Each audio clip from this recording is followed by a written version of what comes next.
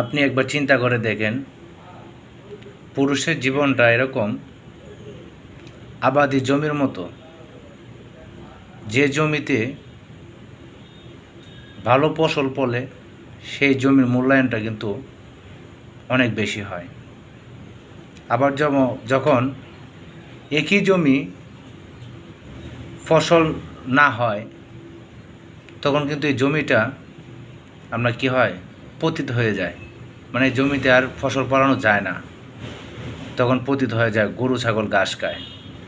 আর পুরুষের জীবনটা এমনই, যতদিন আপনি ইনকাম করতে পারবেন ততদিনই আপনার মূল্যায়ন থাকবে, আপনার সবার কাছে আপনি ভালো সম্মান পাবেন, গুরুত্ব পাবেন।